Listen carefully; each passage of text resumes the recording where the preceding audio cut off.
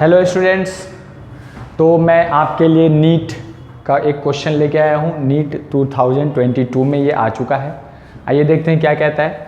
Ratio of radius of gyration of a thin uniform disc about an axis passing through its centre and normal to the plane. तो ये तो आपसे क्या कह रहा है, बेसिकली एक डिस्क है हमारे पास, एक डिस्क बना लेते हैं हम लोग। एक ये डिस्क है और मोमेंट हमें क्या फाइंड करना है, हमें फाइंड करना है रेडियस ऑफ जायरेशन का रेशियो।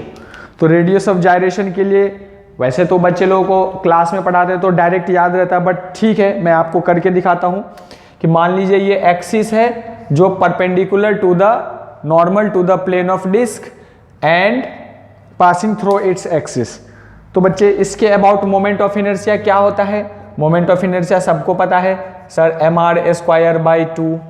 और मोमेंट ऑफ इनर्शिया को जब हम mk² के इक्वल करते हैं तो k जो है उसे हम लोग रेडियस ऑफ जायरेशन कह देते हैं, है ना। k क्या होता है हमारा? Radius of gyration. तो बेसिकली रेडियस ऑफ जायरेशन की वैल्यू यहाँ पे क्या आ गई? r/√2। तो इस केस में रेडियस ऑफ जायरेशन की वैल्यू हो गई r/√2। चलो इसको हम लोग नाम दे देते हैं कि ये हमारा 1 है, क्योंकि एक सिचुएशन में हमने रेडियस ऑफ जायरेशन निकाला। अब दूसरे सिचुएशन में रेडियस ऑफ जायरेशन निकालना है अबाउट द डायमीटर। तो ये हम लोग सबसे पहले एक डिस्क बना लेते हैं, ठीक है ना। आओ जरा देखो, ये हमारा डिस्क हो गया और डायमीटर के अबाउट एक्सिस इस बार कहाँ है? इस बार एक्सिस हमारा डिस्क के प्लेन से पास हो रहा है और डायमेट्रिकल एंड से पास हो रहा है, ये डायमेट्रिकल एक्सिस के अबाउट। तो याद करो जरा, परपेंडिकुलर एक्सिस थ्योरम लगाकर यहाँ पे हम लोग मोमेंट ऑफ इनर्शिया निकालते हैं, ठीक है। तो कैसे निकालते हैं? तो सर ये इसके अबाउट मोमेंट ऑफ इनर्शिया हम लोग लिखते हैं, जैसे मान लीजिए ये एक एक्सिस है, ऐसे ही एक दूसरा डायमेट्रिकल एक्सिस कंसीडर किया जा सकता है।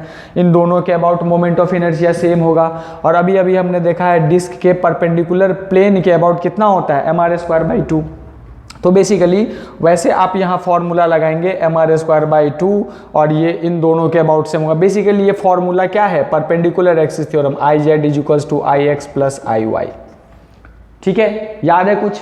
Iz = Ix+Iy, x और y के प्लेन, ये प्लेन वाले एक्सिस हैं और ये परपेंडिकुलर एक्सिस है, दोनों एक्सिस x और y के परपेंडिकुलर होने वाला। तो यहाँ पर यही थ्योरम हम लोग लगाएं। ये बाहर आने वाला एक्सिस हमारा z एक्सिस हो गया और ये y एक्सिस, ये x एक्सिस जो डिस्क के प्लेन में है। तो यहाँ से क्या आ जाएगा? देखो ये वाले एक्सिस के अबाउट तो मोमेंट ऑफ इनर्शिया सेम होगा, क्योंकि इन दोनों एक्सिस के अबाउट डिस्क सिमेट्रिक है। तो क्या लिखेंगे? 2i। तो i की वैल्यू मतलब डायमेट्रिकल एंड पॉइंट्स के थ्रू मोमेंट ऑफ इनर्शिया की वैल्यू कितनी आ गई? mr²/4। और जब आप इसको mk² के बराबर करते हैं तो हमारा क्या आ जाता है? Radius of gyration. तो यहाँ से रेडियस ऑफ जायरेशन देखो, इसको हम लोग 2 लिख देते हैं क्योंकि ये सेकेंड सिचुएशन का है। तो ये रेडियस ऑफ जायरेशन की वैल्यू कितनी आ रही है? r/2 बस। और हमें फाइंड क्या करना? हमें इन दोनों का रेशियो फाइंड करना था। तो आओ जरा यहाँ पे रेशियो निकाल लो। k1/k2 जब आप करोगे, k1 की वैल्यू आ गई है r/√2 डिवाइडेड बाई r/2। जैसे ही आप रेशियो निकालो, क्या r से r कैंसिल हो जाएगा? देखो r से r कैंसिल हो जाएगा, 2 चला गया न्यूमरेटर में और √2 आ गया नीचे। तो ये जैसे ही आप इसको सॉल्व करोगे तो फाइनली क्या आ जाएगा? √2:1। ठीक है, ये हमारा आंसर आ गया। √2:1 second option is the correct answer. Thank you.